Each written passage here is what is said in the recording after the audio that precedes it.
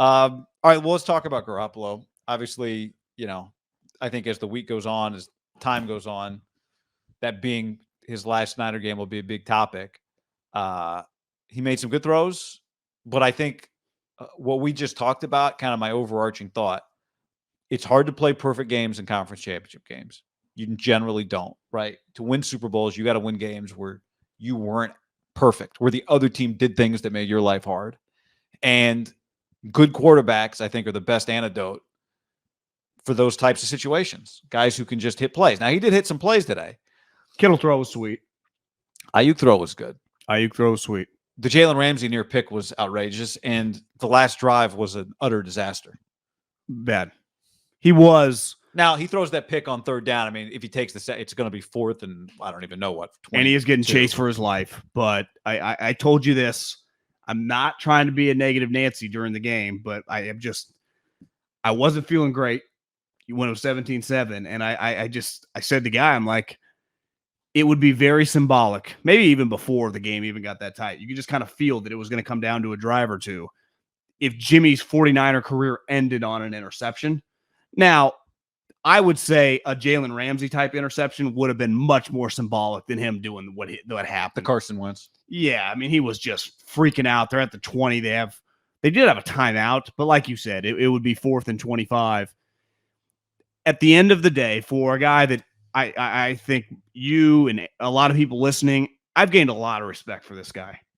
And there is a huge element in the sport of intangible stuff. Does he benefit from his head coach and Deebo Samuel becoming a running back? Of course he does. No one argues that has a fucking pulse that he's like some top 10 quarterback. But he clearly brings some stuff to the table, even throughout this game, where you just feel pretty confident with his body language and his competitiveness. Yeah. But on any given throw, he's like, I told you, he's like a random golfer. That if you just watch him, let's say he's like a 12 handicap, he could hit one individual shot, 300-yard drive down the middle that would look like fucking Jim Furyk, right? Be longer. Jim hits it like 280. The next shot, that random golfer can shank it and hit the golf cart parallel to him. And it wouldn't even be that weird, and the guy might laugh. Jimmy, on any given play, your short game's pretty good, can just throw a pass. Been known to shank. When he scrambled out today, I did not feel great because of what I witnessed last week, because he hasn't done that all season. Like keep the play alive, scramble. And last week I got kind of confident when he was scrambling, like Tony Romo, he's going to hit this guy. And then it was like, no. And he did it the exact same thing today. Scramble out. Ayuk's open for a split second, but it's not like, well, yeah, it'd be hard to see. Jalen's coming across. Number 5, I don't know, the greatest cornerback. The greatest be strong. That's a weird word for a guy like the best cornerback in the NFL right now. I think if you could draft cornerbacks, he would easily be the top pick for anyone worth their salt. I texted a buddy with the Chiefs who actually just texted me, said I ran out of luck today. I was like, God, if you guys had Jalen Ramsey on your defense, like it kind of like the Niners, you'd be the ultimate team. He's like, yeah, we attempted to trade for him. Remember 2 years ago? and so did the Rams. And there's a reason for it, right? He is and I don't even think Jimmy goes, when we were kids, it was like, you do not throw at Dion, right? You don't fuck with him. Right. And it was like legitimately, maybe like Favre might have every once in a while, but any team, even like with Elways and Youngs, they work the other side of the field. I don't think Jimmy really processes that or thinks like that. Like, bro, 5 is on that side. I know you're scrambling there, but it gets back to, does he ever throw the ball out of bounds? Like there are some basic or just things. Tuck and take 2 yards and step out. Or even do the one where you kind of lob it, or whatever. Out of bounds. There's just some basic plays for a guy that is I've earned. I respect the shit out of Jimmy Garoppolo. If I'd buy the guy a beer, I'd tell him, fuck, I enjoyed. It's been fun watching him play football for the 49ers. As crazy as it's been. To jump in, I think one thing you appreciate about a player is if they fail, it's not because they can't handle the moment. That's not the issue. It's not about handling the moment. He looks no different there than he might against like the Jags. That's what I always say. I've been saying this forever. He plays the same game every week, which on one hand you respect, but on the other hand, that's kind of the problem. But that part of it, you absolutely. I'm with you. He did throw 2 touchdowns, which feels on the high end for him. But one of the touchdowns was a screen that Deebo made about 7 guys miss. So like he did throw 1 sweet touchdown pass. That was a legit touchdown. That was a high level. That's a high-level touchdown pass for Matt Stafford, for Mahomes. That's a high-level pass. Ultimately, their downfall was he didn't have a couple of those consistently. They wouldn't always be in these tight games when they have all these really good players. It's just they can't really separate. If you put Matt Stafford on the Niners, like, they're just way better. And it's the reason why, obviously, Kyle wanted him, and they ultimately made the trade. But Jimmy had some downfalls that they've been able to overcome the last several weeks, specifically like these last 3 weeks, because we saw it Tennessee, and then you and I went on, and it was a devastating game. That Tennessee moment was like, did Jimmy just blow the season? That's what it felt like. Did he just blow the season? And then Trey happened, and then week 18 happened, and it kind of went away fast. But, like, we'll never forget what happened in Tennessee when you kind of rewind. And then you were able to kind of circumvent it. That first drive against the Dallas Cowboys, they drive right down 7-0, and they're dictating terms. They couldn't move. They weren't going to score a touchdown last week in Lambeau if they had played 15 quarters, right? But Jimmy belonged in the game. He could just kind of figure it out. Did he throw a pick in that game? Yeah, he threw a red zone pick. And then, today, the final pick is not, to me, I don't like the Jalen Ramsey pass is infinitely worse than that thing. Like, he's so desperate in that situation. Third, do you want to do it? Of course not. The Jalen pick to me is like, that's Jimmy Garoppolo. Mid fourth quarter, hits fucking Jalen in his hands. Ayuk, once they go the replay, you're like, he covers Ayuk, right? His body comes right in front of him. It's not like, he did an elite play. That was another not a 50-50 ball. No. Yeah. No, I think I agree. The last play, maybe it's symbolic that it ends on a pick. Maybe it's symbolic that it ended. Because he wasn't bad today. I thought today was like probably a B game. You look at the numbers, 16-30, but I agree. He had some good throws. I mean, but I think anyone that's listened to us for a while knows we're not into. It seems like this week leading up to the game became this big debate about what Jimmy is like nationally. You and I have not had that debate for a long time. We've stopped having that debate. It is what it is. Some games the plays get made, some games they don't, and they're going to have a chance to win all those games. But part of the problem is that you just cannot consistently throw the ball down the field. I keep saying it. They can't hit. This team does not hit three-pointers. They don't hit threes. So their offense has to be, it's like the Princeton offense. It's constantly schemed plays, backdoor cuts. It takes 3 passes to set a back screen and then have another guy come from the corner, and then the pass has to hit him perfectly, and then he's got to lay it up, and the defense, you have to clear out the post man coming from the weak side block, and blah, blah, blah, blah, blah. Well, wouldn't you say the Ayuk go route was so glaring because they never run that play? It's like a staple of literally every offense. You just take a shot to a game. Yeah. Obviously, the Chiefs, the Bengals, the Rams do more of it, but like that is, when do they ever just run the most basic play that every kid learns when they're 8? Run straight. Just go.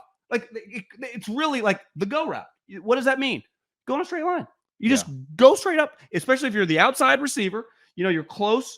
We call it the seam if you're the slot or the tight end. The outside receiver, run up the sideline. Just run up and hit it. You could argue, like, should they have just called that play maybe a little bit more? I don't know. I mean, it feels like Jimmy throwing. I guess Ayuk's a fast wide receiver on the outside.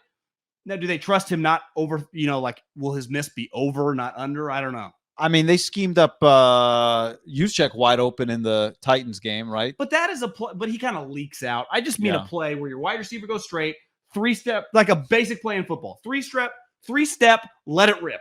Yeah. You hear, like, you ever see these things that go viral on social media and the coaches are like, drawing the play, and it's like Saban or whatever. 3 steps, rip. Right? Just fucking let it go. He's a professional quarterback. He's 30 years old. And, to me, I'm not acting like Kyle's the superior one in this relationship, but Kyle refused to call that play ever to Ayuk, who, like, is, but even Ayuk was speed wide receiver. Was that a contested ball? No, that was it. Yeah, great you're right. throw. That's very unusual. But and especially like at Levi's or in the dome, like, he's a speed wide receiver that can fly. I get not running in like Lambeau, but like some of these teams, we say it all the time about the Niners. Their biggest weakness is, like, ultimately, like, everyone's like, Ambry Thomas is still a rookie kind of average guy. He can only do so much. Well, the Niners just get bombarded. It's like a, blitzkrieg when other offensive coordinators play him because they're always pushing the envelope down the field. And I get the Niners, like I said, they have to rush for more than 50 yards, but they do never just run that play, ever. It was kind of crazy looking back, and like they hit it. It was shocking. Very. It was shocking. But he hit it kind of easily. I mean, he hit him right in stride. Well, and you said at the time, like that's your first round receiver against whoever that corner was. Yeah, some random guy. Right. But I mean, 50-50 downfield throws never happen for them. And Jimmy is the opposite of when the Niners playing, when that quarterback suddenly has time and then just lets it rip. When Garoppolo gets out of the pocket, it's shockingly ineffective. Doesn't work. It's crazy. Doesn't work. I would say one of his better plays is like when he kind of scrambles within the pocket and does like the throwback and hits a guy that usually stops, right? Like did it to Debo, hit Elijah Mitchell. Like it's kind of more of a dump off. That's like Jimmy's one of his best plays. It's like when he kind of moves in the pocket, turns, throws, but it's like 5 yards. And maybe Kyle, they just feel very uncomfortable with him throwing outside the numbers unless it's a screen. They clearly are just very uncomfortable with that pass calling. Understandably. Why though? I mean, well, you're talking about Ayuk down the field, but to me, when he throws outside the numbers on like outs, I think it's dangerous. 100%. I'm just talking about the go route when you get man-to-man coverage. Yeah, that is technically outside the numbers. I think we're talking about a little different. I do just think one of Kyle's, his best strength, right? Part of the reason he's such a good play caller, and even he's talked about this before, is because he knows the defense. It's not just like, I'm just dialing plays. Well, I'm dialing plays against, I know what you're doing. It happened with the Cooper Kupp touchdown, the first touchdown, when Troy's like, well, that's against cover 2, and they knew the area to hit it. Sean McVay knew the coverage he was going to get, and he called the play. Kyle Shanahan does it all the time. Well, if you know the coverages all the time, and this is clearly something they're going to have to do with the young guy, is just, take some shots. And obviously that's one of the things that you would imagine his best attribute is going to be just arm strength, right? And also maybe making plays outside of the pocket. Was that in the Montana doc that Walsh just really desired quarterbacks who are athletic because they could, even when the defense gets you, they can still win? Have you seen that part in the episode? Maybe that was like when he traded for Steve Young. I didn't get to episode 4 yet. Yeah, I think that, but that's just, but it's becoming in vogue talking point, I think, with the Mahomes and the Allens and the Lamars. It's like, well, shit, we called the right defense. We had it covered. And then they do a 360. Mahomes like jumped the shark. Burrow did it. Burrow did it. Allen, I think Trey, again, has a long way to go, but he has like that skill set. Jimmy does not. Which is weird because Jimmy does have a couple times when he scrambled the last 2 weeks, he can move. Maybe he doesn't do it because he can't throw on the run, or he doesn't trust himself to throw on the run, because he clearly avoids that for a reason. He's done it 2 times in the last 2 weeks, and both times he hit the DB in stride. One time the guy dropped it. Yeah. On the chat, we keep addressing this. I don't understand why this is so difficult.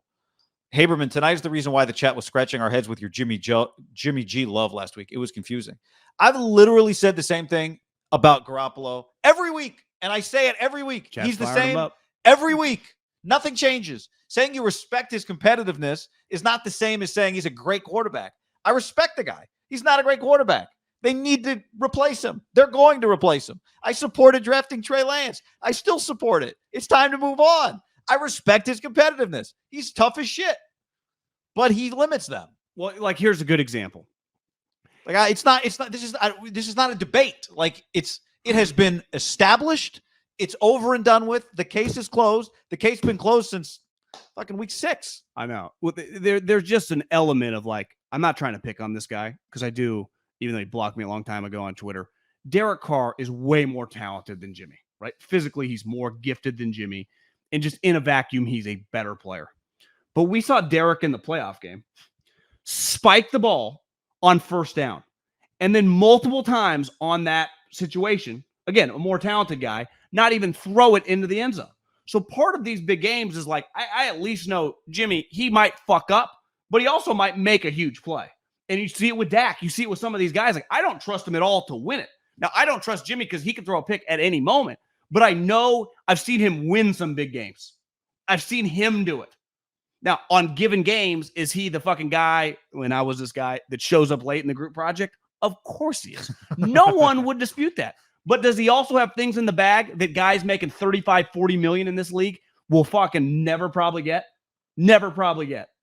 Yeah. 100%. And that's where I've come around as someone that said Trey Lance should start week 1 to change my tune as the season went on, understand where Kyle was coming from, and just respect Jimmy. I would say the person, and when I say the person, like the person as the football player, more as the season went on. But also support.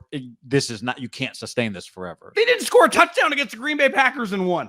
I mean, think about that. And they didn't score a touchdown. Yeah. And honestly, didn't really get that close. The one time they did, he threw a baby's own pick, which was terrible. I mean, a baby's own pick. Now, Stafford did one today. Like those kill you. They should.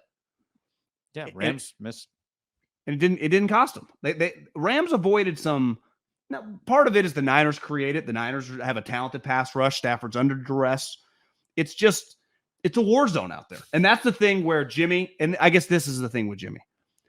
He can survive in a war zone. Now, sometimes, he gets taken out, but other times he comes out on top. And we've just been watching football long enough to know some of these quarterbacks now they look good in some of these games and they get their team. And then the playoffs, you're like, God, I wouldn't want that guy on my side. Yeah. Now, depending on the play, that's where Jimmy is just that he's a roller coaster ride, but he's proven enough to you can just get in the ring and throw some blows with him. And that can't be said for a lot of these guys in this league. Like what makes Joe Burrow so impressive today, but it's not even that crazy because I think we all thought it because just how fast everything's happened and what he did since LSU. Right. And we know that about Josh Allen and Mahomes, but those guys are so much better than Jimmy the player. But I do think he has some of their characteristics of not letting the moment he shit down his leg. He just makes a bad play because he makes fucking bad plays. Right. Like I said, he makes that throw against the Jags. Right. Or he makes that throw against the Minnesota Vikings. Like he does it against everybody potentially. He has 12 picks and he could have had 30. He throws a lot of picks.